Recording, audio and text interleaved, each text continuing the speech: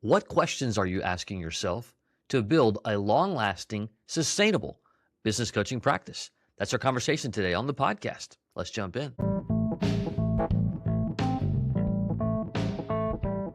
BJ O'Neill here with the Business Coaching Success Podcast. So glad you're here, where I share with you strategies, tools, and tips to be able to grow your business coaching practice to six figures and beyond as a Christian business coach. Let's jump in. Well, welcome. BJ O'Neill here with Business Coach Mastery and the questions that we need to be asking ourselves. This episode today is all about the right questions separate hobby coaches from long-lasting, sustainable ones. So depending upon where you are in your journey, maybe you have been coaching, you've got 5+ coaches, maybe you're on our coaching team, perhaps you just started, or maybe you're thinking about considering business coaching to utilize your experience. You want to create impact, you want to help people, but you also want flexibility and whatnot. It's all down to what goes on in our head. And oftentimes, it's about the questions that we ask. And the challenge with that is oftentimes we ask the wrong questions. And the wrong questions give us a foggy picture for the future, regardless of where you are on your business coaching journey, okay? So if you've been in this ballgame for a year, but you're trying to figure out what the next 5 years looks like, if you're in this ballgame for 90 days and you're trying to figure out what the next year looks like, if you're taking a peek at this as to, hey, I'm on the back nine of life, I want to do something meaningful that I control and own, these are the questions that you should be asking, again, regardless of where you are on your journey. Here's why. Stalling, meaning like when I get stuck, and I don't care really what you do in life, if you're an executive, if you're in sales, if you own a business right now, if you're in ministry and some type of leadership, oftentimes we get stuck because we're asking safe questions. And the questions that we ask make us feel better. And that feel better, we're looking for validity. And when we're asking safety questions, those things can feel good, but oftentimes they actually can cause disclarity upon the next steps, again, regardless of where I want to go. So today's not about motivation. Today's not about tactics. We do that a lot here on the podcast, quite frankly, but it's all about just giving you tools to ask clarity questions that's going to reveal readiness. It's going to reveal gaps, and it's going to reveal self-deception, okay? So if you're not in a place where you can, write some things down, you definitely want to, or come back and listen to this a few times, because this is one of those that it's not going to be it shouldn't be just good information. You definitely want to apply it, and you can do that starting today, all right? And I'm just going to go, there's no, there's a little bit of, I guess, succession of how I'm asking the questions, but these are just ones, by the way, that over the last few years and talking now with hundreds of coaches, these questions have come from the field. So you're likely going to hear one of these and go, oh, that's exactly what I'm doing, right? So number one, how do I get clients? So if you're starting, it's definitely a question we ask. If you've got 4 clients, 5 clients, oftentimes we're asking the question, how do I get the next set of clients? Or how do I get the next client themselves, depending upon what your income goals are, and they're different for everyone. The problem with that question by itself is it's incomplete, and it seems like it's the right question, but here's the questions that you should be asking. The question isn't really about how do I get clients. That's just a strategy. The real question is, do I want a business or just paid conversations? A question, or a better question to ask, is, what does success actually look like for me in this season? What does income look like? Time, stability. Can this really support me without burning spiritual or relational capital? Am I building something sustainable or just something impressive? Now, you may hear that and go, well, but wait, I do have to get clients. Correct. But like, if you're going to build a sustainable coaching business, getting clients is a strategy, not the only. It's a strategy. But when we start with just the question of, where does my next client come from? or how do I get clients alone, we start pedaling the bike, but we really don't know where we're going. So we want to get peace of mind. We want to improve our confidence and our prominence and remove chaos. And if all we do is just ask strategy-based questions on how the plane's going to get built versus what kind of plane do I really want, we're going to miss out and actually cause more damage than anything. All right, next set of questions.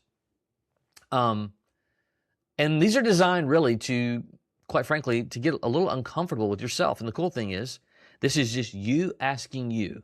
One, am I avoiding marketing or avoiding discomfort? And the word marketing, by the way, you can use it for anything, right?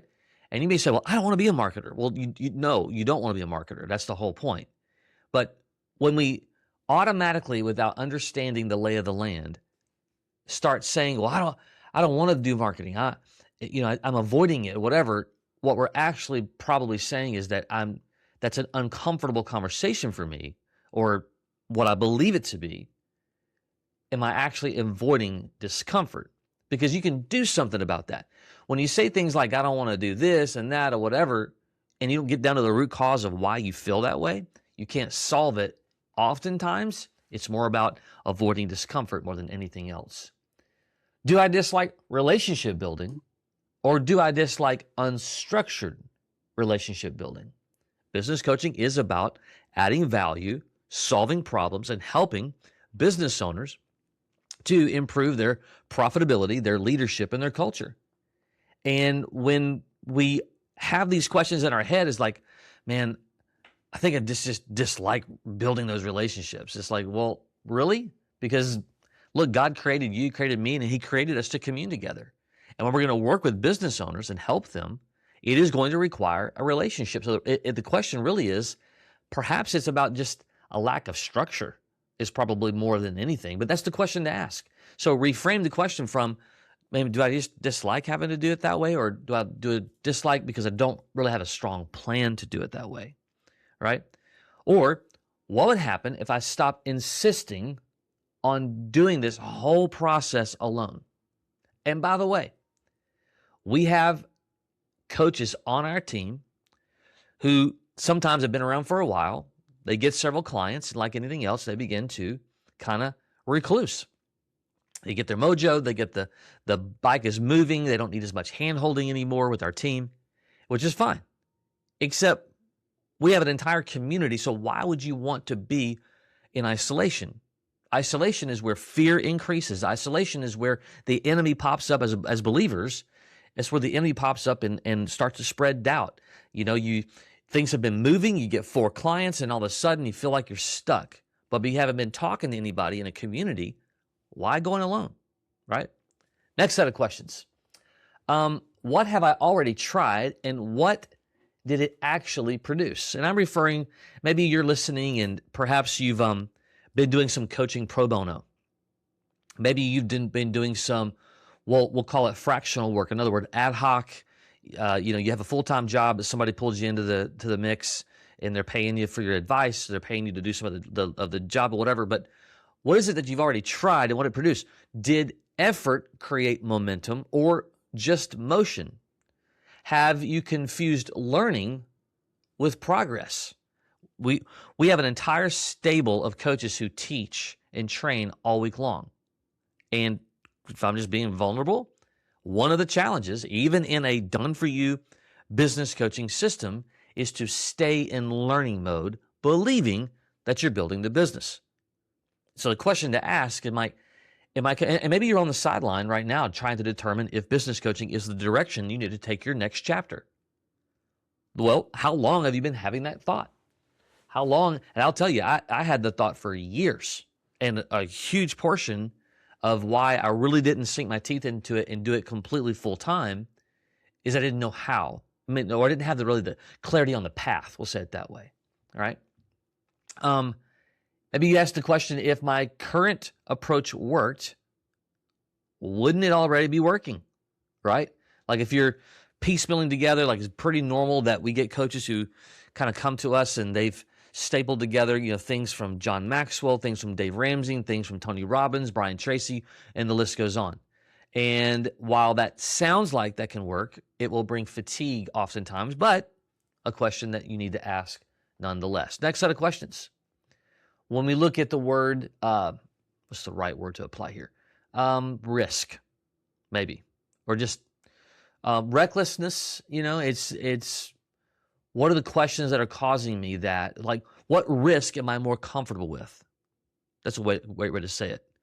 What risk am I more comfortable with? Action or indecision? Let me give you an example. I want to put it into several different frameworks. One, the coach who has 8 clients is doing, well into the 6 figures, but got to that point and all of a sudden they begin to go, well, they stay in protection mode rather than having 10 or introducing a group coaching module to mitigate their time, to have a downsell. We have those tools in our toolbox with our done for you system. Rather than doing that, they overprocess the thought. And they don't realize that, it's January. I've been having this thought for the last year. I'm still in thinking mode. And so the question is, what's more risky? Just not making a decision or taking action and having to work through just figuring it out, even if it feels bumpy? Maybe you've got 3 clients. You're on the newer side of things and you have 3 clients and it's felt good so far. Maybe the 3 came within a pretty decent window and you feel like, hey, this is just going to work. But yet you're not really making a decision and taking action to follow, get my words out, strong, laid out, disciplined plans. And then the third, I really want to do this. And then that question just becomes like algae. It's growing, but it's not really getting anywhere. 1 month becomes 3 months, becomes a year. As I mentioned, we've got coaches right now who was processing that for a year, and they're kind of kicking themselves that they didn't make a decision. One way or the other, like make a decision, move forward. What's the risk? What comfort level do you want? Do you want action or indecision? What's the cost of waiting another year? Research mode is not a decision. You can be in research. Honestly, in most cases, it doesn't take that long today because information is so readily available to make a decision to say, yep, this is for me, or nope, this is not for me. I want 5 clients or I want 10. I want 4, I want 8. I want to do group coaching, I don't want to do group coaching. Make the decision, go for it. It doesn't work out, it's not the end of the world, right? Is my hesitation wisdom? Here's the big one. If you take no other questions but this one, this is a big one to me. Is my hesitation wisdom or fear disguised as wisdom? Again, maybe you've been coaching for a couple of years, right? Maybe you've been coaching for a few months. Maybe you've been coaching on the side for several years, but you haven't formalized it yet. Like, what's the hesitation of taking this step forward to build sustainability? And I will tell you, that is the goal, to sustain, build something that is sustainable, that's lasting. It doesn't make it perfect, doesn't make it simple, doesn't make it easy, but hesitating is never going to be wisdom. There's nothing biblical about hesitating, right? And what evidence would I need to feel confident? What evidence would I need to feel confident? Like, sometimes we're not asking, like, what is it? I want to improve my confidence. Like, what evidence would I need for that to act? Like, if you put meat on that question, you can start to move forward. Okay. Last set of questions. Remember, this is just all about clarity questions. You start putting answers to these questions, you can move forward regardless of where you are in your business coaching journey. Okay. Am I trying to invent a model or apply a model? And by the way, I don't care where you are on the journey. When we see this, we'll have coaches on the team for, even a couple of years, and they have found really good success. 8, 9, 10 clients or more. They're, earning to the mid to the high, 6 figures, but they begin to even do different things on their own. And in the beginning, it seems like this feels normal. I've got success. I'm getting my, foundation is really solid and know what I'm doing. I've got confidence. And then the more that they do it on their own, they're starting to invent their own stuff and their own whatever, and then they get frustrated because they started the whole process in utilizing a model that already exists for the sole purpose of to mitigate their time, their effort, their energy, and so on. Yet they drifted off and started to do other things on their own, and then they find themselves in frustration, being pulled apart, whatever. That's the question you have to ask. Am I trying to invent a model or apply? So if you're coaching on the side as a side hustle kind of thing, and you're just kind of, again, stapling things together, is it worth it to you? Again, if it is, great. It's awesome. But answering that for yourself to get clarity, that's the goal. Am I trying to invent a model or apply one? Do I believe I need to be exceptional or supported? And the word exceptional can mean a lot of different things. And where would structure create freedom for me? That's the last question in this. And matter of fact, we had a mastermind call yesterday. And the question got asked to me in the group. It was a group call. What's the number one like secret sauce kind of thing, business coaching, yada, yada, yada. And here is the answer. Structure equals freedom every time. If you're winging it, if you're starting out on a Monday, you have no idea what to do today or this week. If you're confused by the middle of the month, what should I be focused on? Where's my money generating activities? Like if you don't have a full-blown structure, you will never have freedom. And that goes for every business under the moon. If you own that roofing company, if you own that garage floor company, if you own that software sales company, if you don't have structure in your business, and for coaches, a lot of this is solo. That's the advantage of, hey, let's spend 80+% of my time actually doing the work of building relationships, adding value, solving problems, and not worried about building tools, building resources, and building content, because that stuff by itself is not going to cause success. It is going to be the interaction with your clients. It's going to be the interaction with building your network in the community, both local and global, if you want to call it that. Utilizing LinkedIn and just people that you've known over the years that have moved and they're in different parts of the country or the world for that matter. And so structure is it. And so that's the question. Where would structure actually create freedom for me? And what does freedom really look like? So again, if you're earning $200,000 already, you're already coaching. If you've just started, you got your first set of a couple of clients, you've already got $4,000 you're banking already, or you're thinking about starting. Structure is the end goal, because that's what produces the actual freedom that we all, flexibility. If you don't like the word freedom, you can use the word flexibility. That's the word freedom, or flexibility rather, that you're seeking, that you're after, okay? Hey, listen, I hope this has added value to you. By the way, we've talked a few times about our process. If you have been paying attention to our system, you want to learn more about it, you can go to businesscoachmastery.com. There is some resources you can get there. You can also book a session where we're going to let you explore the system, let you see it, let you understand it, so you can determine if it's the right fit for you or not. Okay? Until next time, take care.